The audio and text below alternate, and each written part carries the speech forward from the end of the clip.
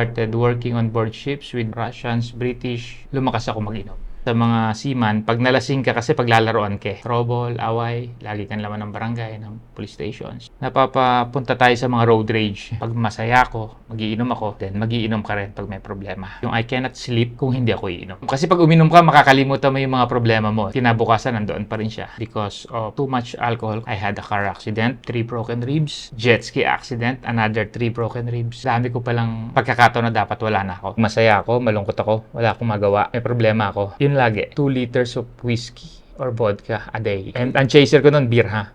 Okay. I tried to stop maraming beses. Pero wala din eh. After a while, bumabalik din siya. Tinutok niya sa akin. Nag-agawan kami. Pumutok sa loob ng bahay. Yun yung magulo yung bahay eh. Walang peace, laging may away. Pag kasi hindi ako nakakainom, I'm okay. Kaya nandun ako sa influence. Doon na lumalabas yung kung hindi mo kayang kontrolin, ikaw yung kukontrolin yan eh. Ang problema natin sa pag-inom, normal lang yung pag-inom eh. Easily accessible kahit saan. Hindi dahil legal lang isang bagay, pwede na natin gawin. Kaya pang magbago. Basta may Kristo tayo sa puso natin, magiging maayos ang lahat. Nung nagkaroon ako ng Kristo sa puso, yun yung turning point ko eh. Pwede palang maging masaya without alcohol. Nakasama mo lang yung asawa mo, anak mo. Ang paghahanap ng aming mga guest at pagbabahagi ng kanilang kwento ay nangangailangan ng maraming oras. Pero sa tulong nyo, makakadiscover kami ng mga iba't iba pang mga istorya ng ordinaryong Pilipino. Para sa mas magandang community experience, pwede kayo makipag-usap at magtanong ng kahit ano sa aming mga naging guests at manatiling anonymous sa Discord. I-click nyo lamang ang join button para maging isang exclusive member. Maraming salamat!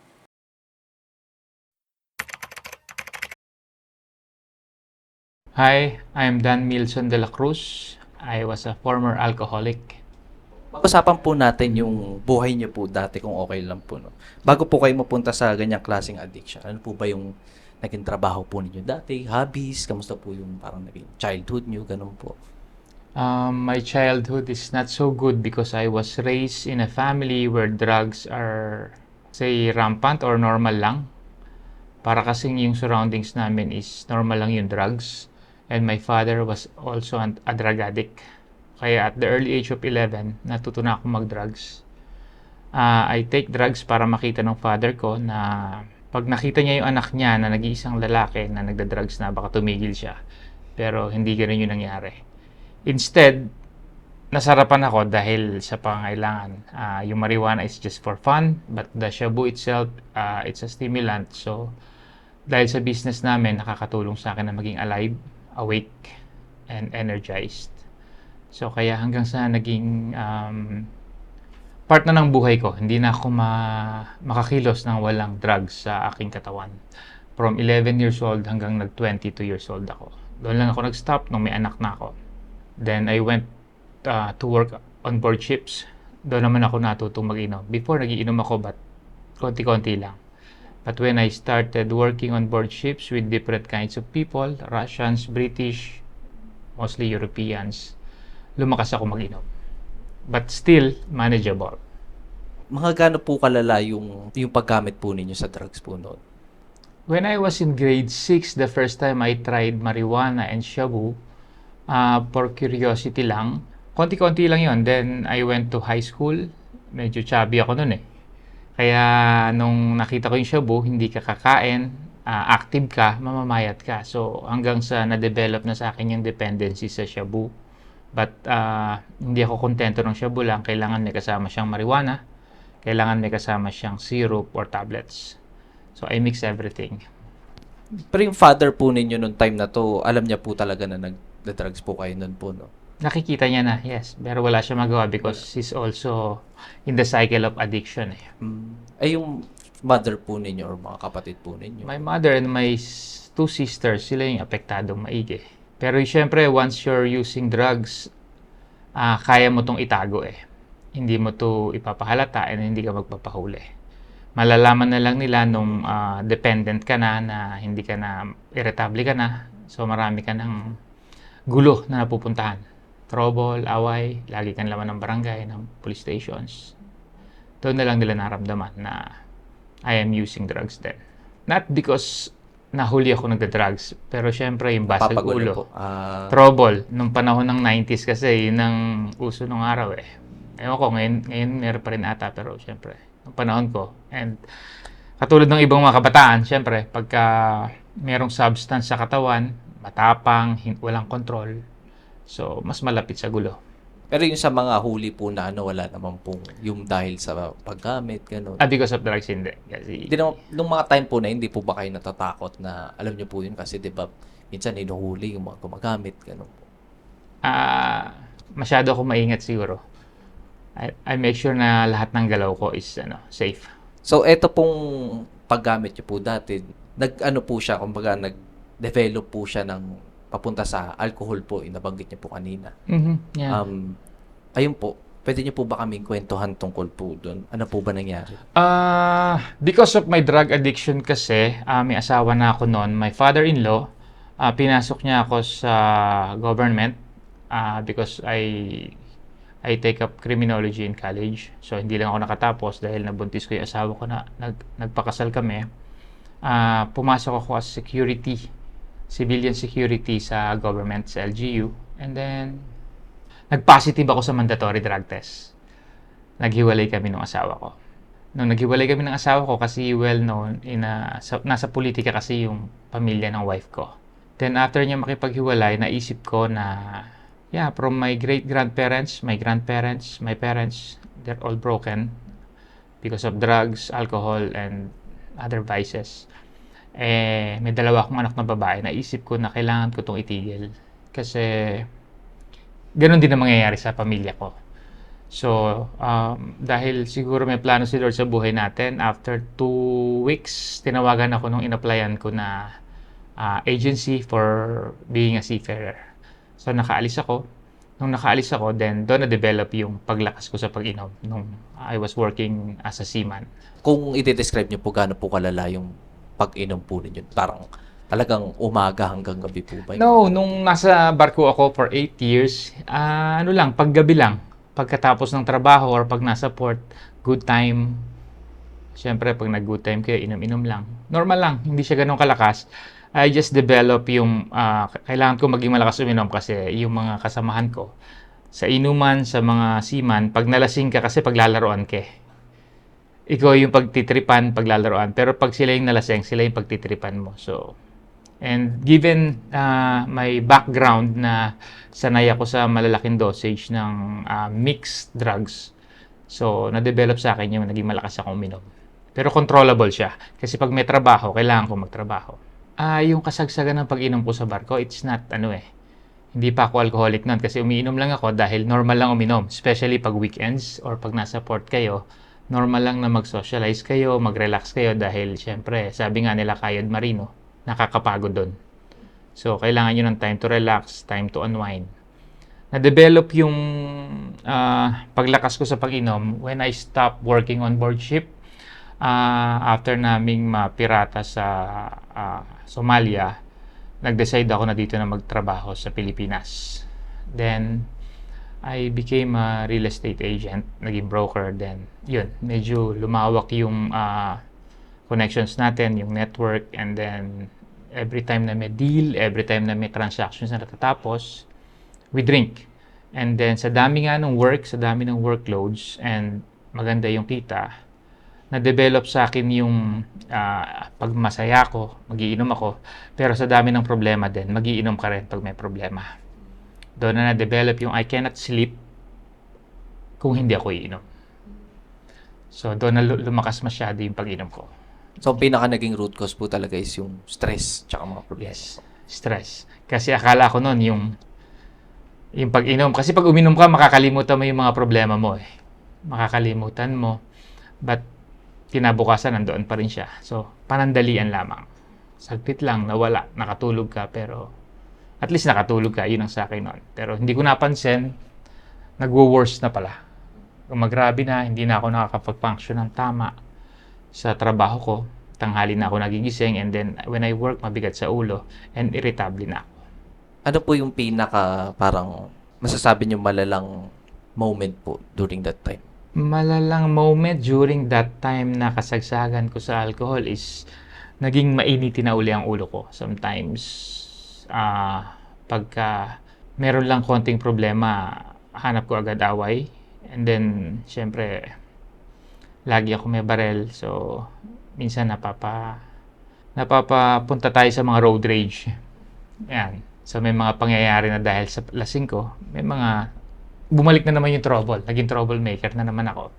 And sometimes even my neighbor, pagka hindi ko nagustuhan, binabaril ko sila sa kapitbahay. Yung looban nila.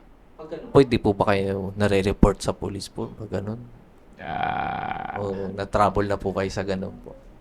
Hindi kasi hindi ko alam kung bakit pero wala, hindi naman na nangyari. Pero ang pinaka-worst na nangyari sa akin is I almost died so many times because of too much alcohol consumption. I had a car accident. I have 3 broken ribs.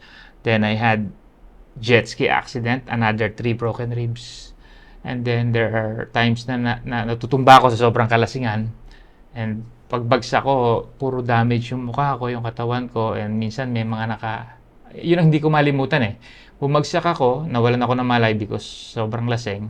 May nakatusok na bakal yung sa pinagbagsakan ko sa yung hindi tapos na construction. So, nakita ko pero hindi ko pa na-realize no na ang dami ko palang pagkakataon na dapat wala na ako.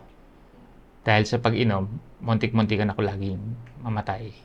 So, nung mga time po ba na to, ito po yung tipong araw-araw po talaga kayo umiinom? Yes. Every day. Every day na ako nagiinom kasi naging part na nga siya ng buhay ko Pag masaya ako, malungkot ako, wala akong magawa. May problema ako. Yun lagi. Siya na yung parang kasama ko. After ko makipag-inuman sa labas because of socialization with my clients, my friends, umiinom pa uli ako sa bahay kasi bitin pa ako. There are times na 3 grupo yung kainuman ko. Lasing na yung first group, lasing na yung second group. Sa third group, doon ko lang mararanasan yung tama na hinahanap ko na talagang makakatulog na ako. I drink 2 liters of whiskey or vodka a day. And ang chaser ko nun, beer Okay. Ito malaki po yung nagagastos po ninyo, no? Kasi whiskey po tapos. Yes, of course, yeah, malaki. And then I drink single malt whiskey kasi. Not just any other kind of whiskey. So, kasi nga maganda yung buhay sa real estate, marami pa akong ibang businesses, and then, yun. Overall po sa work, hindi naman po siya naapektuhan, yung parang na-oversleep kayo, yung nami-miss nyo yung client, yung mga ganun. Sa trabaho, hindi naman. Kasi kaya ko naman siya. Nagtatrabaho ako during daytime. Minsan, after mga 3 p.m. pa lang, 4 p.m. pagtapos na lahat, may mga na-deal na ako, na-close na transactions. I can go na to bars para mag-inom, mag-enjoy naman. It's parang reward ko sa sarili ko dahil meron akong natapos na deal. So parang baliwala lang lahat. Hindi pa naman po kayo yung parang talaga yung nakukulong dahil sa mga, di ba po, na-mention nyo yung naging troublemaker po kayo dahil sa pag-inom. Wala pa naman pong ganun senaryo na. Never ako nakulong. Accidents, yeah, it happens. Pero yung nakulong, siguro, na-develop sa, kasi lumaki ako sa kalye Naging street smart tayo. So, beforehand, pag may nagreklamo pa lang sa akin, naareglo ko na siya. And naho-hold ko na. So, yun siguro yung kaya nagtuloy-tuloy din. I'm assuming po sober po kayo ngayon po. Yes, I've been sober for more than 5 years. My last drink is July 13, 2020. And then sa last na drink ko, 0 alcohol ako until now. Pong sober na po kayo, ano pong parang naging realization nyo po? So, ang dami kong realization kasi ang dami kong nakita na meron palang plano sa akin si Lord na ang daming beses kong muntik na matay, hindi ako namatay. Ang dami kong beses na muntik na kulong, hindi ako nakulong. And ang daming time na nasayang sa pamilya ko, sa mga anak ko, tsaka sa wife ko. Nawala yun And then, syempre, nung pasagsagan ko ng pag-inom, parang baliwala lang yung pambababae. So, I accidentally nakabuntis ako. Buti na lang may plano rin si Lord, hindi nagtuloy. So, ang dami. Naging focus ako sa sarili ko lang. Dahil nga nagtatrabaho ako, I earn a lot. So, puro reward sa sarili. After ng mga problema, after ng mga workloads ko, stress. So, nire-reward ko yung sarili ko. Pero na-miss ko yung mga moments na pwede palang maging masaya without alcohol, without ng barkada, without good times. Nakasama mo lang yung asawa mo, kasama mo lang yung anak mo. Yun yung mga na-miss ko. Pero after nung naging sober ako, naibigay ko yun, napakasarap pala. Pwede ka palang maging masaya nang walang ibang substance na kasama. Pero ang nagpapasaya talaga sa akin is nung nakilala ko si Lord, nung nagkaroon ako ng Kristo sa puso. Yun yung turning point ko nung nakilala ko. Pero before that, ang istorya, kasi nakailang try na rin ako na detox na iwasan. Kasi nakikita ko na nung marami na akong problemang nakakaharap or accidents dahil sa pag-inom ko, I tried to stop maraming beses. There are ilang beses siguro ako nagpa-detox sa Makati Med, and then I consult mga psychiatrist. Pero wala din after a while bumabalik din siya. Bumabalik din after nung bumalik sa yung problema kasi nga hindi ko alam paano i-handle. And ang problema natin sa pag-inom kasi, it's parang normal lang yung pag-inom Kahit sino kasi umiinom. And it is easily accessible kahit saan. Pwede kang bumili nang hindi ka aawatin kahit gaano karami yung bibilin mo. Normal lang yung pag-inom pag may birthday, pag may okasyon. Ang masama kasi is naging part na siya ng buhay ko. So yun yung nakakalungkot na ang haba ng panahon na sinayang ko. Pero hindi pa nga huli ang lahat. Dumating sa point na because of our problems ng wife ko, sa galit niya sa akin siguro dahil syempre I cheated on her. Maraming nangyari dahil sa lasing ako. Hindi ko na nakontrol yung sarili ko kasi syempre when you're drunk, lasing ka na, wala na yung boundaries mo So, pag may nakilala ka or may nakasama ka na girl, nagkakaroon ng time para bumigay ka or matukso ka. So, yun yung mga naging problema namin. Sa dami ng problemang naranasan ng asawa ko kasi inabot niya pa yung pagiging drug addict ko Dahil naghiwalay nga kami yung nakwento ko kanina na natanggal ko lang yung drugs kaya kami nagkabalikan. So, dumating siya sa point sometime in July, before yung last na inom ko, na pag-uwi ko sa bahay, nakuha niya yung baril ko, tinutok niya sa akin. Nag-agawan kami. Nung nag-agawan kami, pumutok yung baril sa loob ng bahay, sa living room. With my 2 daughters na nandoon, yung wife ko ako, nag-bounce lang yung bala.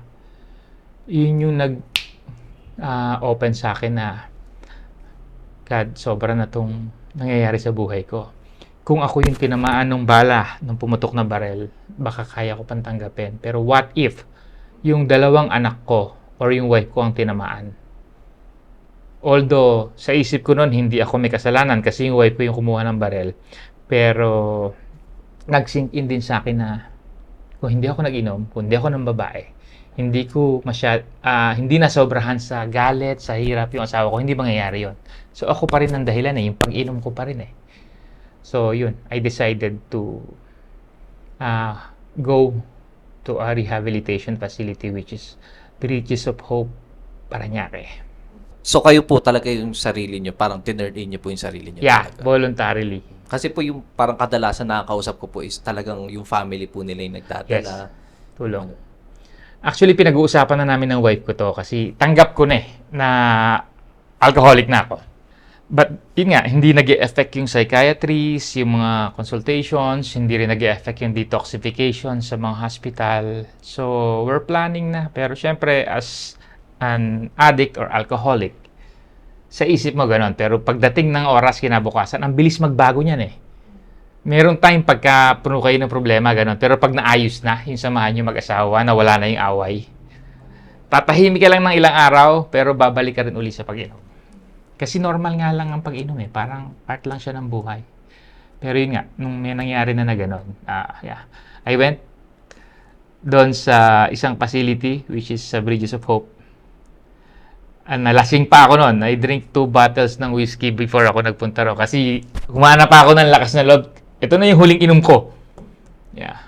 Andun ako, pasok ako, then tulog lang ako doon dahil lasing na ako. Kinabukasan, yun ang problema. Bakit ako nandito? Nagsisisi ako. Parang gusto kong tumakas. Kasi nabigla ako. Parang sabi ko, parang mali yung desisyon ko. Parang dapat ata nakipaghiwalay na lang ako sa wife ko. Pero hindi. While inside, doon ko natutunan magpakumbaba. Doon ko na-realize lahat ng mga mali ko sa buhay. And doon nag-speak sa akin ng Holy Spirit Doon ko nakita, doon ko nalaman na I am missing something, na the Holy Spirit is speaking with me pero hindi ko siya pinapansin. Doon na nagbalik lahat, yung bakit ba ako na-save, bakit maraming beses ako muntik namatay, hindi ako namatay, bakit andito pa rin ako ngayon. Ano pa ang purpose ng buhay ko? Naranasan ko yung sirang pamilya, naranasan ko makabangon sa addiction, sa drugs, and then naranasan ko umangat sa buhay. Pero, eto pa rin ako. So, doon nag-speak sa akin ng Holy Spirit na meron akong purpose. Kailangan ko ayusin ang sarili ko, for me, for my family. Kailangan kong ayusin. So, nung nakita ko lahat yon, I started reading the Bible kasi, syempre, ang Christian kasi yung wife ko yung family nila. So, meron na rin nakikita ko or nakakasama na rin ako magsimba. May mga verses, may mga words na nagbabalik sa akin while I'm inside the facility. Then, I keep on praying doon sa facility kasi ang hirap ng buhay sa loob kasi sanay ka sa labas na masarap. And everything na gusto mo, nagagawa mo. Kahit anong gawin mo, pwede. Pero doon ako nagkaroon ng time to reflect on everything na nangyari sa buhay ko. And then, through the grace of God, natutunan ko yung mga words, yung mga tamang dapat gawin. So, doon ako nakapag-reflect na ang dami palang pinagdaanan ko sa buhay, pero may purpose pala. Mas importante pala yung pamilya. Mas importante pala yung relasyon natin sa Panginoon. Ano po yung masasabi niyo pinakamahirap na parte nung nasa recovery po kayo? Marami kasi nasa controlled environment ka and you need to discipline yourself. Eh, nawalan nga ako ng disiplina kasi sa labas kahit ano gusto kong gawin, pwede. Doon hindi. So doon tinuturo sa iyo kung ano yung dapat, na magkaroon ka ng disiplina sa sarili. Kaya pero ang pinakamahirap talaga dito yung namimiss ko. Wala kasing communication at first. Namimiss ko. Hindi ko alam kung yung wife ko ba is sumuko na after nung nangyari. Kasi after nung pumutok yung barel, wala na kami communication. Kasi a day or two, nag-volunteer na ako, umalis na ako sa bahay. So the problem is, hindi ko alam kung after ba nitong program, ayusin ko ba yung sarili ko, ay tatanggapin pa ba ako ng asawa ko tsaka ng mga anak ko. Yun yung mabigat para sa akin. Nung ano po pala, nung kasagsagan po nung pag-iinom po ninyo tsaka nung yung sa baril nga po. Mm-hmm. Alam po ba to nung mga anak po ninyo na gano'n na po yung nangyayari sa inyo? Yes. Alam na nila kasi before that happens, there are times pa nga na yung dalawang anak ko yung nakahuli sa akin na meron akong girlfriend na almost their age. So, alam na rin nila na lagi kami nag-aaway. Magulo yung bahay Magulo yung bahay. So, walang peace, laging may away. Alam nila na ano. And then, andoon sila nung pumutok yung baril So, lahat yun nakikita nila. Po yung naging parang side effect nung pagiging alcoholic po ninyo noong time na yun na parang naging chaotic yung household po. Yes, of course. Sobrang gulo. Ngayon pong ano po, naka-recover na po kayo. Kamusta naman po yung buhay po?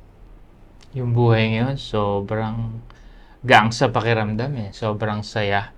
Kasi ngayon ko na-experience yung importance ng family, yung merong communication, nagkakaintindihan kayo.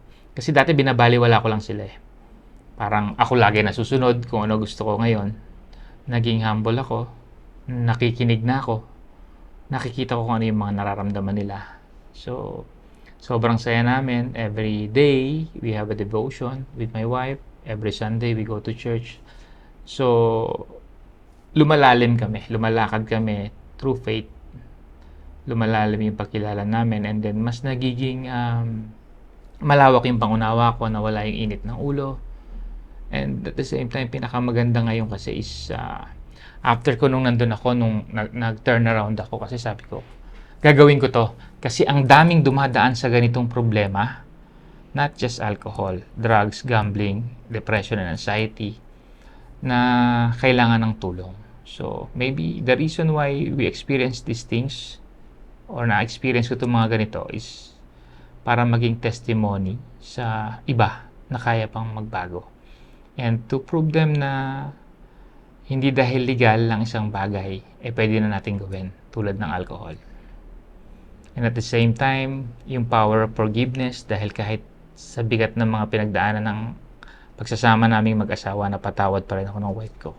And nakita ko na, basta may Kristo tayo sa puso natin, we have our faith, magiging maayos ang lahat. There is hope.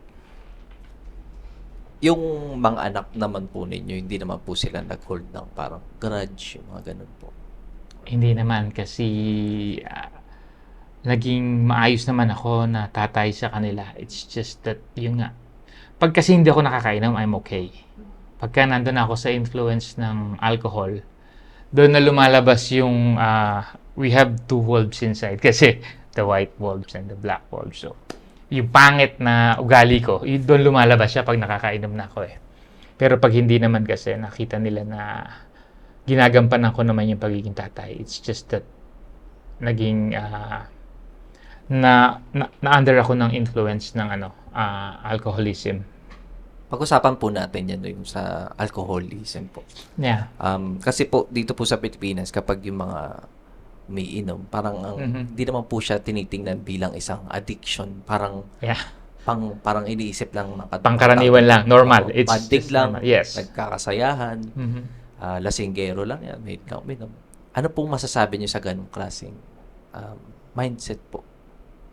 Yeah, if you're drinking, makikita mo naman yung maganda tsaka hindi magandang dinudulot nito sa katawan. Unang-una na sa health.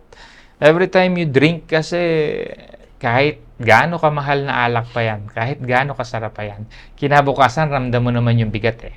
Yung over. So, it's legal kasi if you drink moderately, pero kung hindi mo kayang kontrolin, ikaw yung kukontrolin yan eh. So, for me, dahil na-experience ko na lahat, I'd rather not recommend drinking kahit na konti-konti lang. We can socialize naman like now eh. We can drink coffee, we can drink juice, water, we can just talk. Yun, pwede na kayong mag-bonding through that. And may mga bagay na magiging masaya kayo without alcohol. And napatunayan ko yun. Hanggang ngayon po ba dito po sa Pilipinas po hindi po ba iniisip ng maraming Pilipino na possible na maging addiction yung alcohol po? Actually, marami kasi hindi nila tinitingnan na addiction niya kasi nga pangkaraniwan eh. Normal lang sa buhay natin. Not just in the Philippines, sa buong mundo na parang normal lang yung pag-inom. Pero kung titingnan natin is talagang malaking problema siya kasi every time you drink alcohol, nawawala tayo sa normal na pag-iisip, nagiging matapang tayo and then bumabagal yung decision making natin. Not just only trouble. Pwede ka ring magkaroon. Ngayon, number one na cause ng aksidente natin sa kalsada is yung nakainom.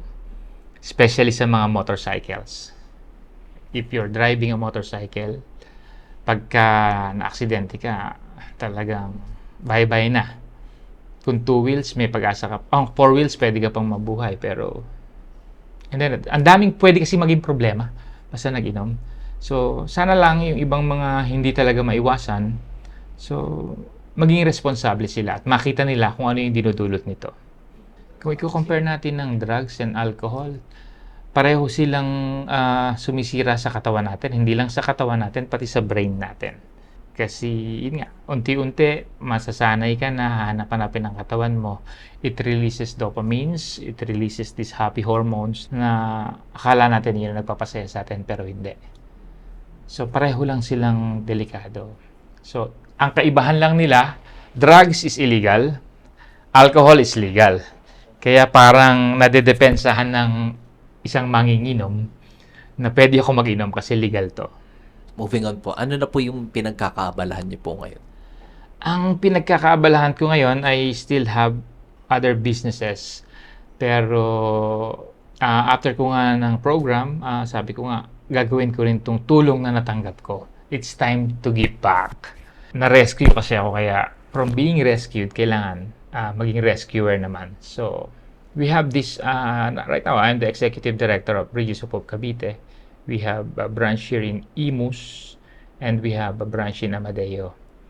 So, by sharing my testimony and then counseling them and understanding what they've been through, nakakatulong ako, nagiging masaya ako kasi very fulfilled kasi yung buhay ko dahil yung pera, yung kinikita natin sa mga negosyo natin, masaya tayo syempre kahit sino naman.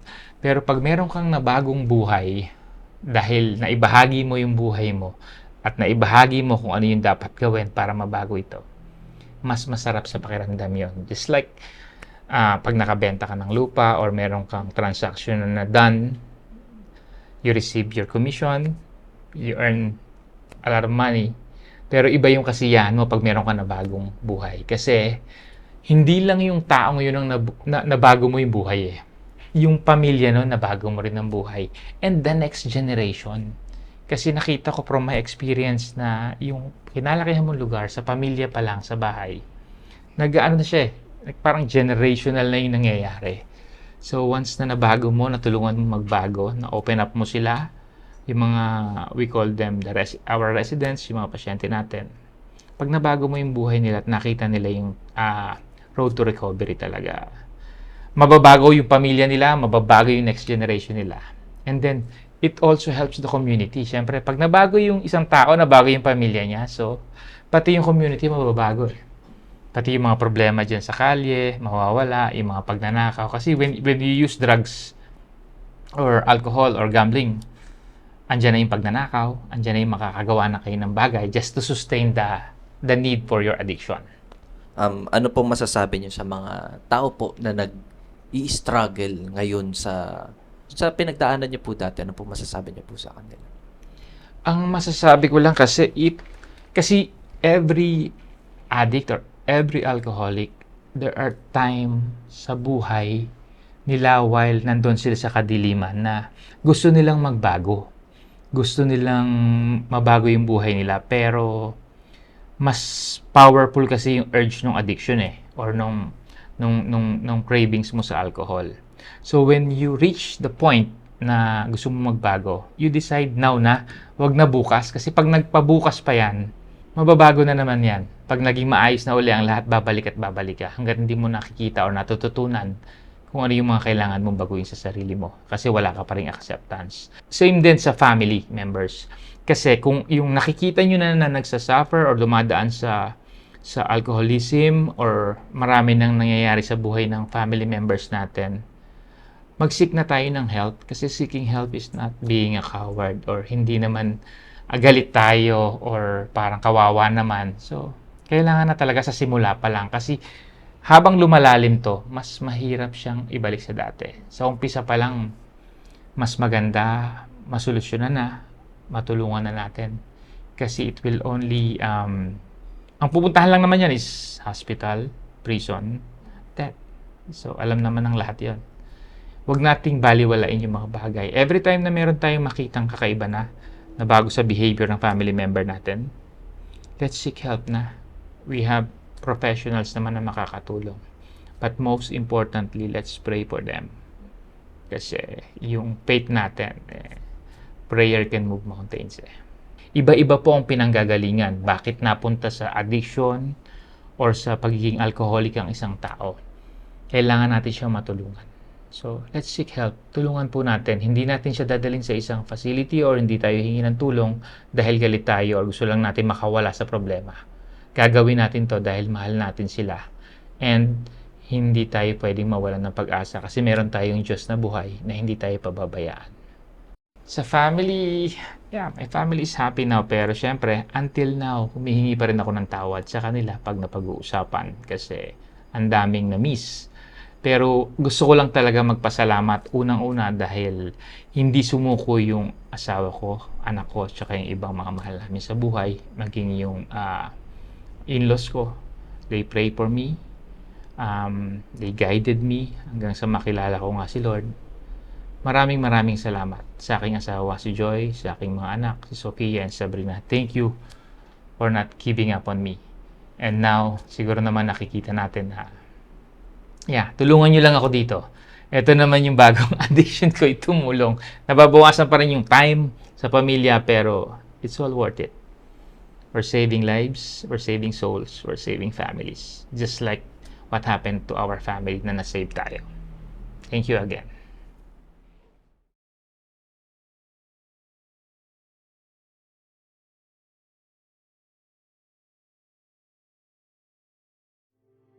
Kung gusto nyo manood ng mga dokumentaryo galing sa mga interviews namin, huwag nyong kakalimutang i-check ang isa pa naming YouTube channel, Off the Record Beyond Borders.